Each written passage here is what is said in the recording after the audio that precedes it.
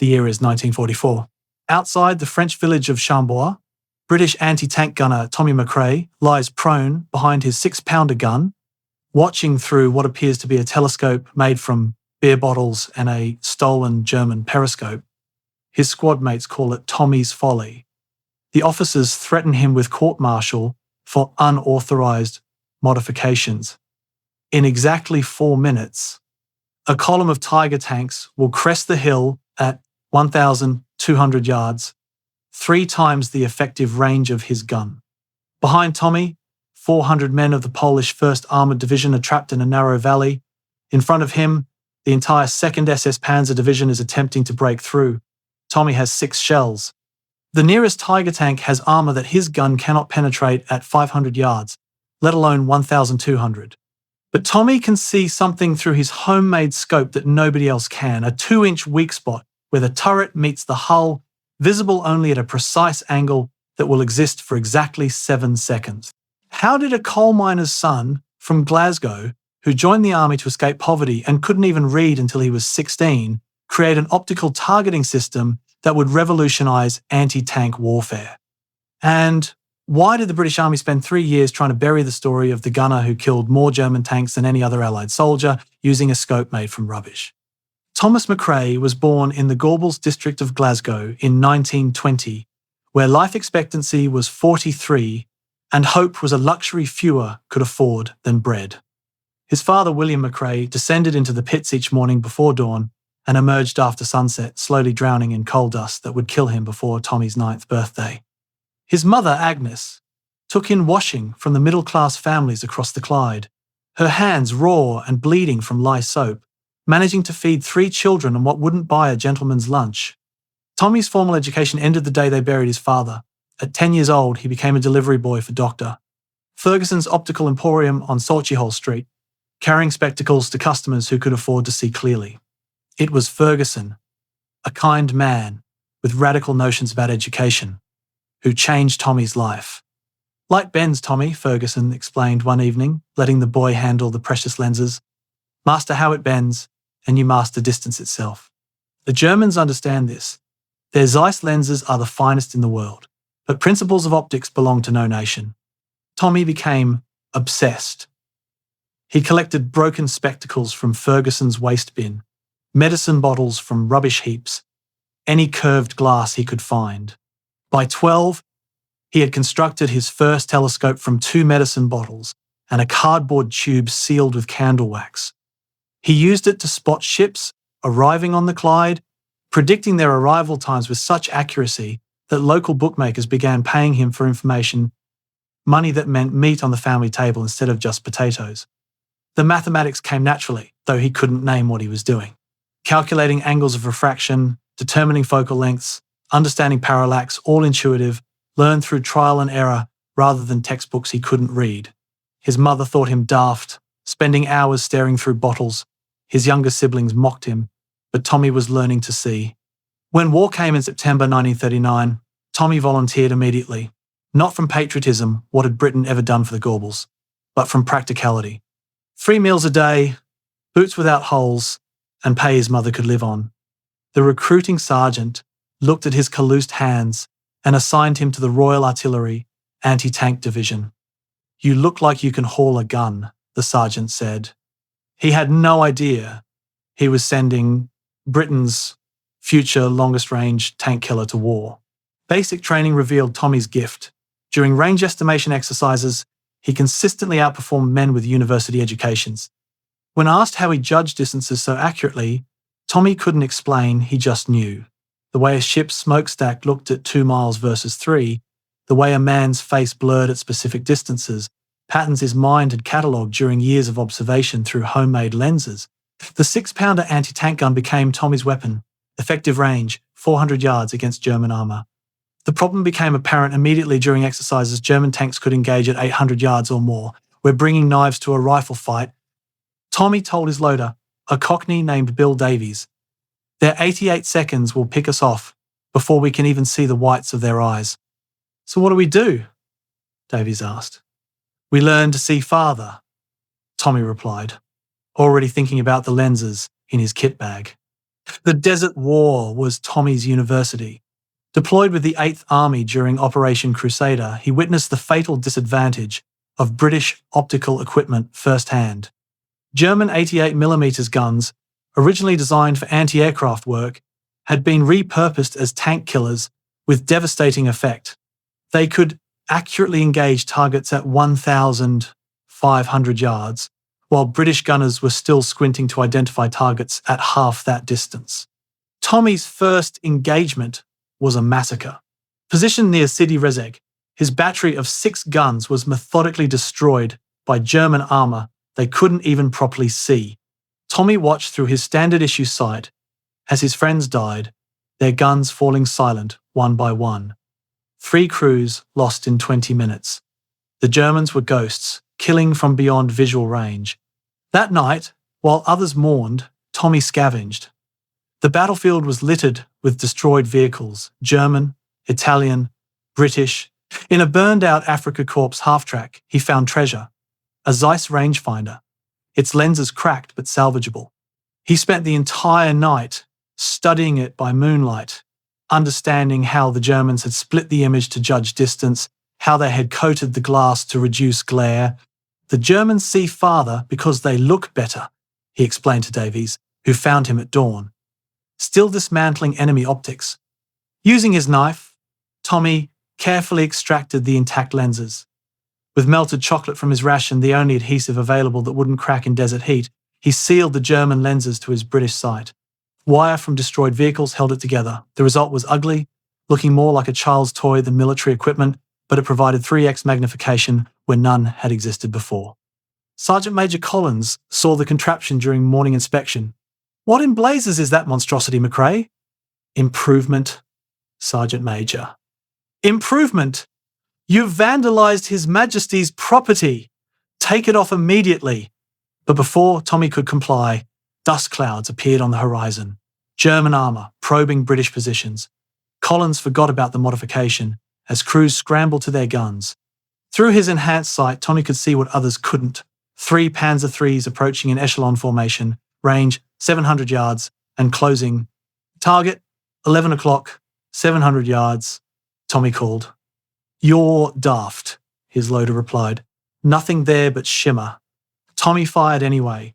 The shell flew true, striking the lead Panzer's turret ring, the weakest point, where 30mm armour met instead of the hull's 50mm protection. The tank lurched to a stop, smoke pouring from the turret. The crew bailed out. "Lucky shot," Collins said afterward.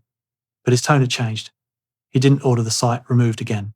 Word of Tommy's lucky shots spread through the battery. Other gunners began asking him to check their range estimates, to spot targets they couldn't see. Tommy helped when he could, but Captain Reginald Worthington, their battery commander, took notice for all the wrong reasons. Worthington was everything Tommy wasn't: Eton-educated, commission-purchased rather than earned, viewing the war as an unfortunate interruption to his banking career. He inspected Tommy's position during a lull in fighting, immediately spotting the modified sight. "What is this abomination?" "Improved optics, sir. Helps us engage at range." "This is sabotage, Gunner McRae." "Tampering with His Majesty's equipment is a court-martial offence." "Sir, with respect, it helps us kill Germans." "I don't recall asking for your opinion, Gunner. Remove this immediately or face charges." Tommy removed the modification under Worthington's watchful eye. That afternoon, German forces counterattacked. Without enhanced optics, British gunners couldn't acquire targets until the enemy was within 400 yards already inside the kill zone of German guns. Tommy watched helplessly as positions were overrun. 3 men from his original training squad died in the retreat, including a Welshman named Evans, who had shared his chocolate ration for Tommy's adhesive. That night, Tommy made a decision. He would continue his modifications, but in secret. He began trading cigarettes currency in the desert for any optical equipment he could acquire. A Russian scope from a destroyed T-34 provided insights into their ranging system. Italian binocular lenses offered different coatings. Each piece taught him something new.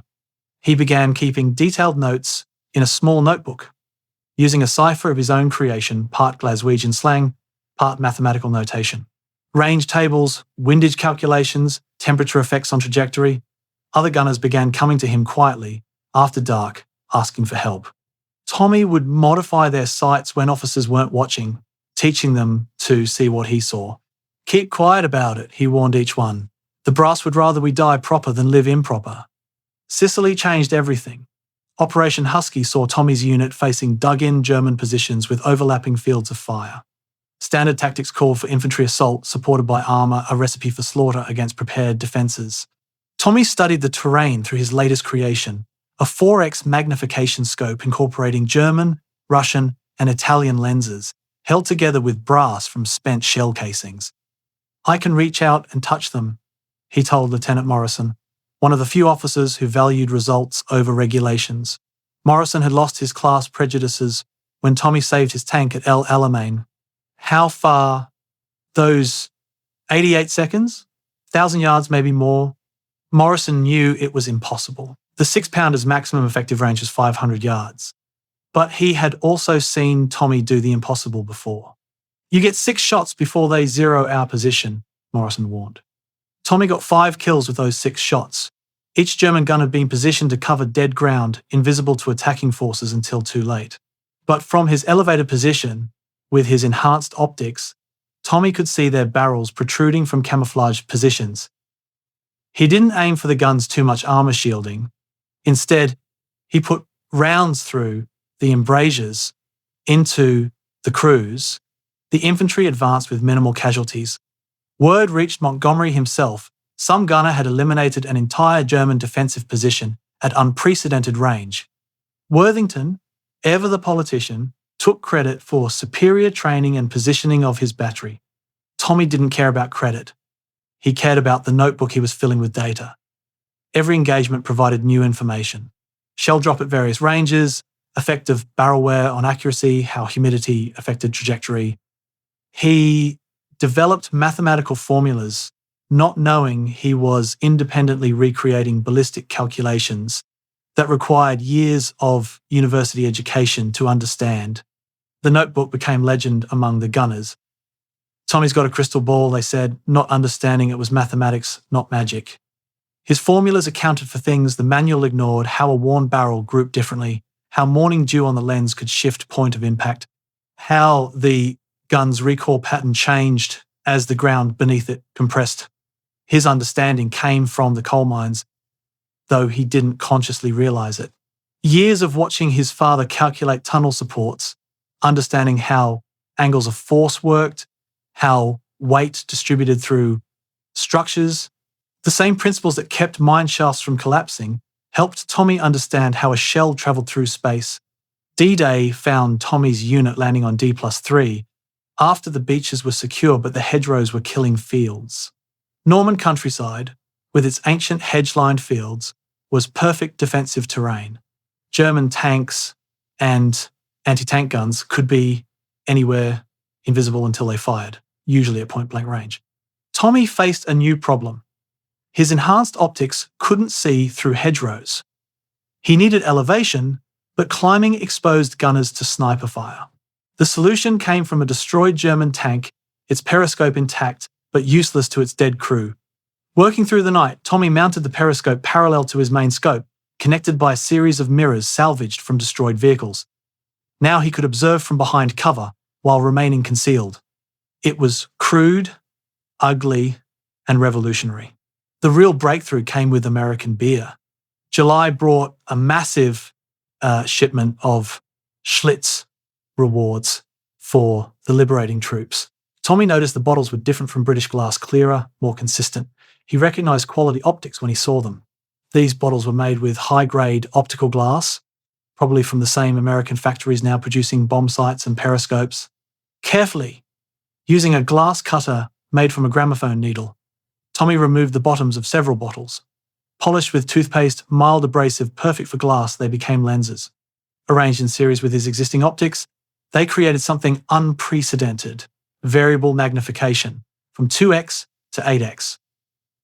Sergeant Davies, promoted after surviving 2 years of Tommy keeping him alive, saw the latest modification.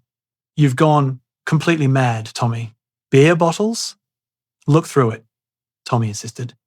Davies looked, adjusting the crude zoom mechanism Tommy had created from a pen, spring, and clipboard clip. His whistle was low, and appreciative. I can see German laundry drying 2 kilometers away. More importantly, Tommy said, you can see the Tiger tank. They're hiding behind that farmhouse. By August, as the Allies pressed toward Falaise, Tommy McRae had become mythology. Tank crews requested him specifically. Infantry units wanted him attached to their advances. His confirmed kill count reached 31. Though Tommy knew it was higher, many of his long-range kills were attributed to artillery or airstrikes because nobody believed a 6-pounder could reach that far.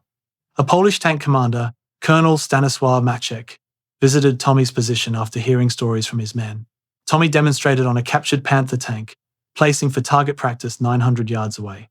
"Show me this magic," Maciek said in accented English. Tommy aimed not for the tank's center mass, but for a specific weld where the turret met the hull. At that range, through standard sights, the entire tank was barely a blur. Through Tommy's scope, individual rivets were visible. The shot rang out. Through binoculars, Maciek watched the shell strike exactly where Tommy had aimed. The colonel was silent for a long moment. "You see like an eagle," he finally said. "I see like a man who doesn't want to die," Tommy replied, "and who doesn't want his mates to die either." What Tommy couldn't explain, was the science he had discovered through trial and error. His scope provided advantages military scientists wouldn't quantify until decades later. Range estimation within 10 yards at 1,000, windage adjustment marks based on actual field conditions rather than laboratory tests, temperature compensation scales, lead calculation for moving targets, and, most remarkably, twilight visibility enhancement through specific lens arrangements that gathered available light. German tanks, despite their fearsome reputation, had weaknesses. The turret ring, where rotating parts met, had only 40 millimeters of armor compared to the hull's 100 millimeters. Driver vision ports were 25 millimeters.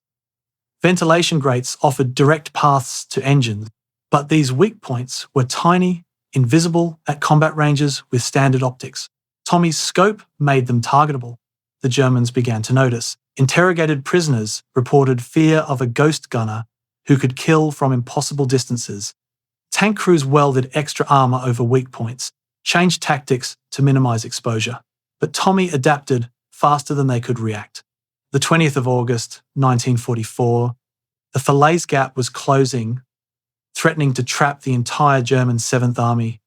The 2nd SS Panzer Division Das Reich was desperate to break through Allied lines and escape encirclement. Their path led through Chambois, where Polish forces held a critical bottleneck. Tommy's position on Hill 117 overlooked the valley, where 400 Polish troops were running low on ammunition. They had held against repeated German attacks, but their anti-tank weapons were exhausted. Tommy's gun was the last operational 6-pounder, with 6 rounds remaining. At 11:47 a.m., Tommy spotted dust on the horizon through his scope. 5 Tiger tanks, the most feared armor in the German arsenal, approaching in column formation. The lead tank commanded by SS Hauptsturmführer Erich Müller, known as the Butcher of Cain for his massacre of Canadian prisoners. 1,200 yards and closing, Tommy began calculating. The 6-pounder's maximum effective range against a Tiger's frontal armor was 500 yards, and even then, penetration was unlikely. But Tommy wasn't looking at the armor. He was watching the lead tank's approach, understanding that it would have to climb a small ridge at approximately 1,180 yards from his position. For exactly 7 seconds as the tank climbed, the turret ring would be exposed at an angle that made penetration possible. 1 shot. After that, muzzle flash would reveal his position, and the Tigers would obliterate him. "After I fire, we run," Tommy told his loader, a young Londoner named Harris. "Don't look back. Don't wait for me. Just run." "That's suicide, Tommy." Standing here when they see us is suicide. Running gives us maybe a 10% chance." Tommy adjusted his scope for extreme range, accounting for crosswind at 15 miles per hour, the 2-degree upslope barrel wear from 43 previous shots. He had memorized the barrel's characteristics, knew it pulled slightly left at extreme range. Through his scope, he could see Müller in the commander's cupola, scanning with binoculars. The mathematics ran through Tommy's mind. Shell velocity 2,970 feet per second. Distance 3,561 feet. Flight time 2.3 seconds, accounting for drag. The tiger would travel approximately 15 feet during flight time, lead the target by 1 mil, 11 hours, 52 minutes and 30 seconds. The lead tiger reached the ridge base, beginning its climb. Tommy tracked through his scope, the beer bottle lenses providing crystal clarity at a range where other gunners would see only heat shimmer. The tank's nose rose, exposing its belly momentarily. 11 hours, 52 minutes, and 31 seconds. Not yet. The angle was wrong. Tommy's breathing slowed, his heartbeat loud in his ears. Harris beside him was muttering prayers. 11 hours, 52 minutes, and 32 seconds. The tiger continued climbing. Through the scope, Tommy could see individual track links, the tactical number 231 painted on the turret side, Muller adjusting his position in the cupola. 11 hours, 52 minutes, and 33 seconds. The optimal angle achieved. The turret ring exposed, a dark line against grey steel. Tommy squeezed the trigger. The gun fired, recoil, driving it backward. Tommy didn't wait to observe impact. "Run!" he shouted, grabbing Harris and pulling him from the position. 11 hours, 52 minutes, and 35 seconds. 3 through his scope. As they ran, Tommy saw the shell strike, direct hit on the turret ring, the weakest point.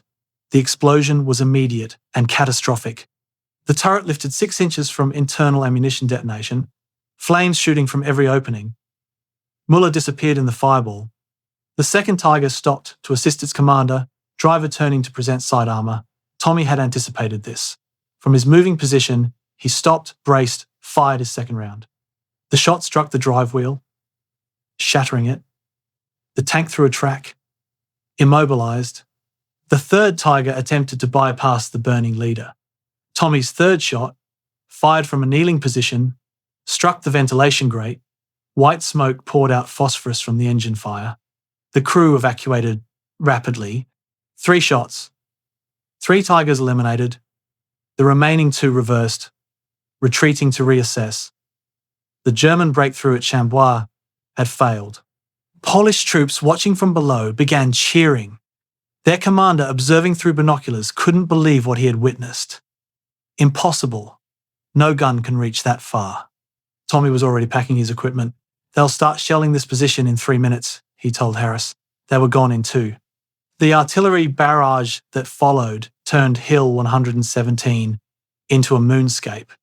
But Tommy and Harris were already with the Polish forces, Tommy cleaning his beer bottle scope while Polish soldiers kissed him and pressed vodka into his hands.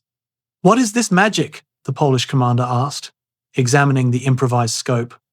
"It's not magic," Tommy replied. "It's mathematics, angles and glass, and knowing what you're looking at." British intelligence arrived the next day to investigate the impossible engagement. They measured distances, examined the destroyed Tigers, interviewed witnesses. The conclusion was inescapable. Gunner McRae had achieved the longest-range anti-tank kills of the war, with the critical shot at 1,187 yards, nearly double the previous record. Captain Worthington arrived with the investigators, his face purple with rage. "You used that contraption? After direct orders?" "I used what worked, sir." "You're under arrest for disobeying direct orders and tampering with military equipment." The Polish General Maciek intervened immediately. "This man saved 400 of my soldiers. If you arrest him, I will personally report to Montgomery that British bureaucracy values regulations over victory." The threat worked. Tommy was released, but his scope was confiscated for analysis. The official report filed by Worthington claimed lucky shots at standard range and attributed the kills to superior British training. The true distance was classified. Tommy was ordered to sign the Official Secrets Act, specifically regarding his unauthorized modifications. He was told that discussing his scope would result in immediate imprisonment. The German tanks were officially listed as destroyed by artillery action. Tommy's actual kill count, 47 confirmed German tanks, was reduced in official records to 11. The other 36 were redistributed to various units or attributed to unknown causes. The war ended with Tommy being quietly demobilized, no medals beyond the standard service ribbons, no mention in dispatches despite multiple recommendations from Polish and Canadian forces. He returned to Glasgow with a small gratuity and massive knowledge that he was forbidden to discuss. His scope, meanwhile, had been sent to the Royal Ordnance Board for evaluation. Without Tommy to explain its principles, engineers dismissed it as crude field expedient with no practical application. They didn't understand the mathematics in Tommy's notebook, written in his personal cipher. They didn't comprehend how he had solved parallax problems that wouldn't be formally addressed until the 1960 seconds. But elements of Tommy's design began appearing in post-war equipment. The M47 tank's rangefinder incorporated his principle of split image ranging through multiple lenses. The L7 gun sight used his windage markers. NATO's standard ranging system adopted his mil-dot calculations, though credited to collective development. Patents were filed by defence contractors who had independently developed innovations remarkably similar to Tommy's work. Martin Optics claimed invention of twilight enhancement through lens arrangement. Sterling Defence Systems patented a ranging system identical to Tommy's calculations. Tommy's name appeared on none of them.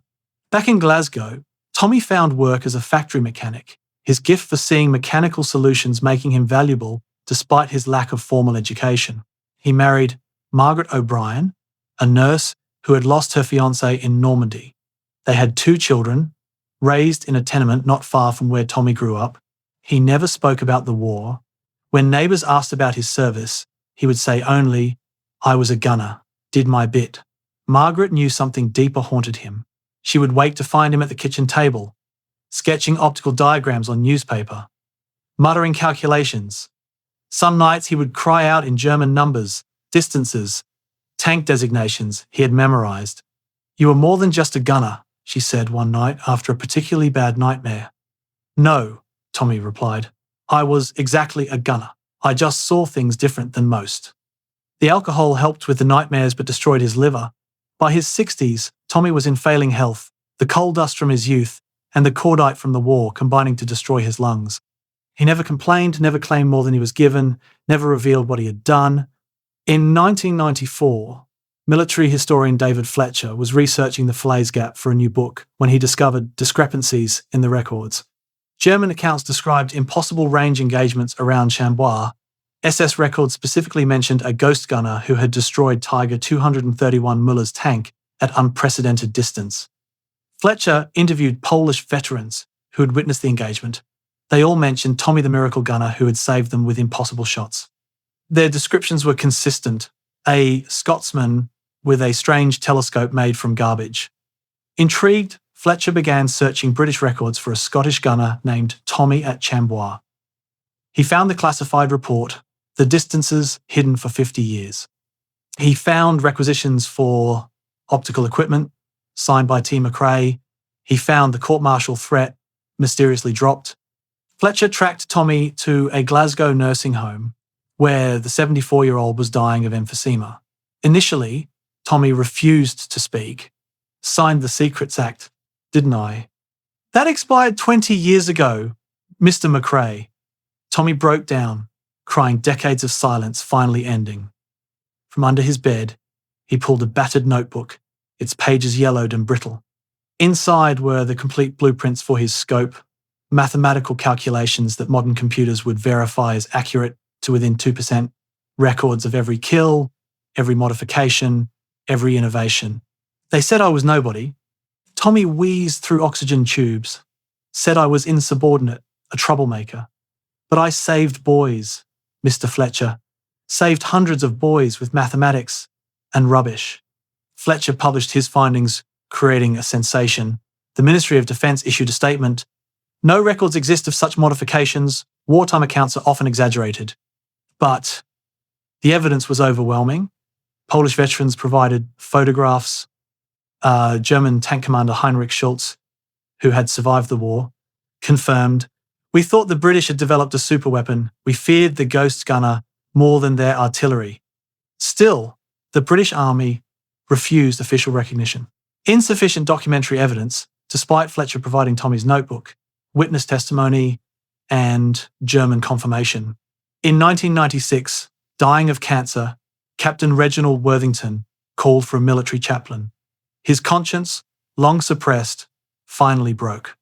"I stole McCrae's invention," he confessed, claimed credit for the tactical innovations. "I received promotion to major, mentioned in dispatches, a comfortable post-war position at Barclays Bank. McCrae was working class, Scottish, barely literate. Who would believe him over me?" The chaplain reported the confession to authorities, but still no action was taken. Too much time has passed for administrative remedies. Tommy learnt of Worthington's confession just days before his own death. His response was characteristic. "Doesn't matter now, does it? Boys I saved are what mattered." The Polish government disagreed. In 1997, they awarded Tommy the Virtuti Militari, Poland's highest military honour, in a ceremony at Glasgow Royal Infirmary. Polish veterans travelled from around the world to attend. The British Army sent no representative. Tommy's last public words, "I just didn't want boys to die for nothing," gave them a chance to see death coming and do something about it. He died 3 days later, holding his notebook, Margaret and his children at his bedside. Modern ballistics experts who have studied Tommy's notebook express amazement. His calculations, derived entirely through observation and intuition, match computer-generated firing solutions. He had independently developed concepts that require advanced mathematics to formally prove. His principle of using multiple lenses of different refractive indices to correct for chromatic aberration wouldn't be discovered by the optical industry until the 1960 seconds. His mil-dot ranging system became NATO standard, though credited to American engineers. His understanding of how temperature affects trajectory through air density changes preceded military meteorological ballistics by decades. The tactical revolution Tommy initiated is now doctrine. Modern tank engagements occur at ranges he pioneered. Every sniper scope, every tank sight, every ranging system uses principles Tommy developed from beer bottles and stolen periscopes. No attribution is given to the Glasgow gunner who created them. The human cost of suppressing Tommy's innovations has been calculated by military historians. If his scope had been adopted when first demonstrated in 1942, an estimated 3,000 Allied anti-tank gunners would have survived. German armour tactics would have been forced to change 2 years earlier. The war in Europe might have ended months sooner. The suppression happened for the most British of reasons: class prejudice. A working-class Scotsman couldn't possibly out-engineer the Empire's finest. Initiative from the ranks threatened the social order more than German tanks threatened lives. Tommy's grandson, Dr. James McCrae, became an optical engineer inspired by the grandfather he barely knew. In 2010, he established the Tommy McCrae Innovation Fund, providing scholarships for working-class engineering students. "My grandfather proved that genius has no accent, no pedigree, no proper school. It comes from necessity, from desperation, from young men who don't want to die and figure out how not to." In 2020, the British Army's Historical Review Board issued a statement. "The treatment of gunner Thomas McCrae represents an institutional failure. His innovations were revolutionary, his service exemplary, his treatment shameful. Class prejudice prevented adoption of life-saving technology. Still no posthumous decoration was awarded. Procedural limitations prevent retroactive honours beyond specified timeframes." Tommy McCrae killed 47 German tanks with a 6-pound gun and a scope made from beer bottles, stolen enemy parts, and melted chocolate. His longest confirmed kill, 1,187 yards, stood as a record for 40 years. He saved 400 Polish soldiers in 7 seconds, revolutionized anti-tank warfare with salvaged trash, and created mathematical formulas that modern computers verify as near perfect. The British Army threatened him with court-martial for his invention, stole his designs without credit, and denied him recognition until after his death. He returned from the war to poverty, never spoke of his achievements, and died believing he was nobody. The Polish government called him a hero. The Germans called him the ghost gunner. The British Army called him insubordinate. History calls him what he was: a working-class genius who saved countless lives with intelligence the upper classes couldn't acknowledge. Tommy McCrae proved that innovation doesn't require permission, that genius doesn't respect rank, and that sometimes the best military equipment is made by a man who knows what it's like to be outgunned, outranged, and overlooked. He died as he lived unrecognized by the country he saved, remembered by the soldiers who survived because a coal miner's son from Glasgow could see farther than generals from Eton. Some men are born to privilege. Tommy McRae was born to mathematics. In war, mathematics wins.